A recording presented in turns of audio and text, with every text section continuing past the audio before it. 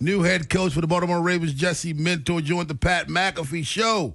They asked him about what he's looking for in the offensive coordinator, and this is what the coach had to say. I think I'm looking for a connector and an innovator and a scheme builder around the best player in the world. And so very, very creative, built on the things that have made this organization always successful. And I think that's playing great defense, having the ability to control the game with running the football, but ultimately building an offense around Lamar's skill set, what he does best, making plays easy for him at times and making plays at times where he has the ability for his instincts to take over. So a very well-rounded, well-constructed offense that's very creative, innovative, always forward-thinking, always trying to find ways to improve. Man. And I know we'll find that and look forward to Lamar leading that charge. Yeah, it'd be interesting. It's going to be interesting, Ed, to see who he selects or picks or who accepts the job as being the offensive coordinator. I can't imagine it's going to be tough to find one who wants to. Mm-hmm. It's probably tougher to vet who you want than it is for someone to actually take the job. Well, I think Kubiak's not going to be it, right? Yeah. Sounds like he's got a job. Well, if one of those teams hasn't signed a coach yet and then he's still out there, it feels like they're just waiting on him, right? Mm-hmm. Yes.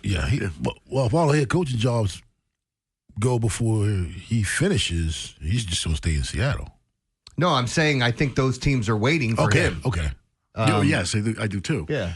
I mean, you don't want to give it to somebody else, then all of a sudden now he's still available. And that's like I really wanted. Yeah, and again, I guess there's always been those questions of in college, when do you open up, the transfer portal, and when should this be allowed and that be allowed? The same thing in the NFL, we talk about coaches because it's unfair to some of the guys whose teams are successful. And at the same extent, it's unfair to the teams who want to get their business part of it started and go sign their coach and go about their offseason. So figuring out the timing of it's tough. Yeah. I'd love to see who this guy's going to be, what kind of background he has. It's funny how Jesse Minter mentioned the thing that's always made this organization great. That's playing great defense and doing the other thing. I think they're playing great defense, but, they have to have a solid running game. I don't mean run dominant. I don't mean they need to run the ball 60% of the time because that's just not going to work in the NFL.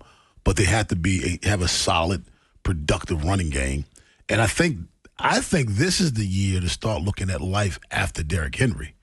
Do you have the guy in place who's going to be the next guy? Because I wouldn't mind bringing somebody in who's going to learn from Henry, pick up his work, his work ethic, his habits, and all those things.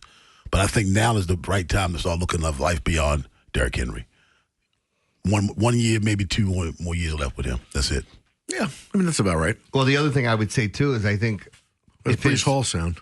Well, if his role changes, he could become like Jerome Bettis did towards the end of his career, where it's like, we're bringing you in as the goal line guy in short yardage situation, and you're actually... I mean, beyond next year, if they keep... I'm just saying, I could see Derrick Henry doing that because, look, he keeps his body up, and in short yardage situation, you're not asking him to get you 80 or 100 yards. But he still can. I think he can too, but we've seen this when running backs hit the wall. It's like Sean violent. Alexander won quick. the MVP and broke the touchdown record, and in 2 years we weren't even talking about it. Yes, even one of my favorite players of all time, LaDainian Tomlinson. Yep, he won the MVP. A few years after that, he was a glorified pass catcher, like third down back. Yeah. 410-583-1057 is the number. Yeah, he did. Wasn't he on his? It was a couple of. They had a couple of really good old backs at one time. The Jets or the Chargers? The Jets. Daniel Tomlinson was on that team with another aging running back. Curtis Martin? It's probably Frank Gore still. He's still in the league. 410-583-1057. That's the number. Chris in Parkville. What's up, Chris? Gentlemen, happy Friday. Happy Friday to you, man. Yeah, thanks. Man, I'm psyched. I'm all about the new regime. Mentor and moving forward, new vision, new attitude, new direction. I just felt like Harbaugh, especially the last 3 years, I felt like I was living in the movie Groundhog Day because you had the same result, the same reaction and everything. I like what's going on now, and I love the fact that he's a coordinator level taking the next step, and that he was a defensive coordinator. And so That's all I have to say. You guys have a great one. You and yours have a great weekend. Thanks, man. You too. 410-583-1057. That's the number. Jesse Mentor, if he makes this defense a better defense, Ed, what does he impact the most, in your opinion, on this defense? Secondary. You think so? I know so. That's his thing. He's a secondary first guy. That's his priority. It's been his priority. And I think if you read about him a little bit, when you start, the more you get into it, that's what he really believes in. And I think that, look, we need a pass rushing help for sure. But the secondary looked lost for the last 2 years. There were times when they're just looking at each other. Okay, I got him. Like, it's like high school. You're talking about street football. It was ridiculous. It was evident. I mean, and you talked about it yesterday. Yeah. If you're it's not you're getting old. If you're confused, you're a step slower because you don't know what the hell to do, which way to go. Where's your first step? Am I going to the flat? Am I going to deep center field? Where am I going? I almost feel like that this day and age, when you say it's good, if you're going to say the secondary is where he helps the most, I ultimately think that you just put pass rush by it as well, because those two things are going hand in hand in today's game. You're 100% right about the secondary, but seeing what Oweh did when he got there, was it because the secondary was so good, giving him more time?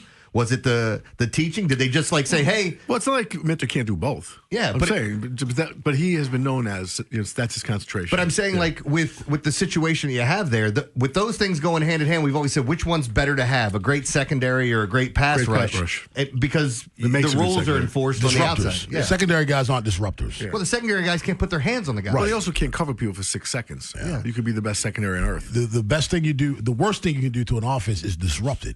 And the best way to disrupt it is to get to the quarterback, speed the quarterback up. Make him work faster than he wants to work. That's what he does. That's what you need to do to a defense. So I'm hoping that whatever he did for that pass rush for the Los Angeles Chargers, I'm never going to be able to say Los Angeles Chargers quickly. Nobody cares. Never quickly. Nobody knows. It's always nobody knows at all. Yeah, nobody knows. Let's go to David in Baltimore. What's up, David? Good morning, y'all. Good morning. Good morning, Jeremy. Good morning. Hey, bro. How y'all doing, man? I'm going to talk about Derrick Henry. To me, he showed no signs of slowing down. And I said the backup is already here in Mitchell.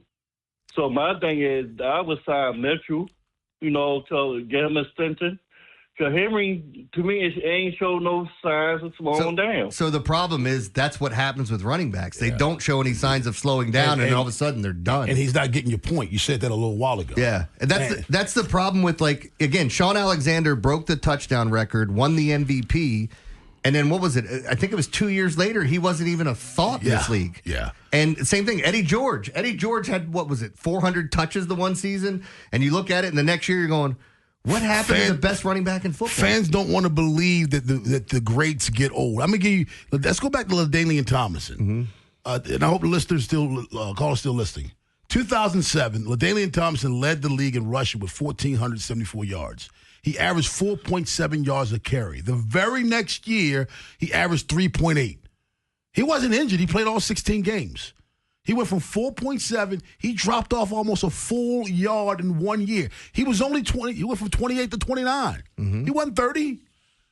It happens, especially with running backs. It happens like that. And now, in terms of the backup running back, you're right. You do have your backup, Mitchell, but he ain't your starter. He can't be because he ain't of your the starter. size. Stop it.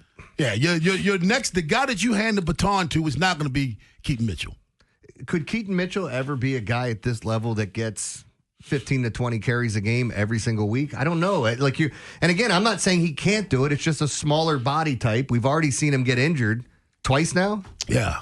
But when people don't listen, you just gave examples of guys who are at the top of their game at running backs, and all of a sudden with no warning, gone. There was no warning for LaDainian Tomlinson from 2007 to 2008 for him to drop off almost a full yard a carry. You know who didn't have the drop off?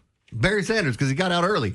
If you go back and look at some of the greatest running backs, go look at their last year and see how they looked. And then see, even the year before, that they had a good season, and then it just disappeared. I mean, there are some running backs that are premier who are 190 pounds. I mean, Cook in Buffalo, A-Chain.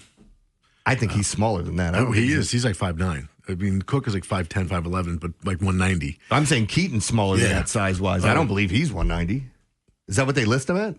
Yeah, I've seen him play. He's not. What do you think he is? 160? I mean, he's small. That's what I'm saying. Like, and again, I am not saying he could not be a lead back. I just don't know that a team's going to give him an opportunity. I don't think he's built that way. By the way, he's 170.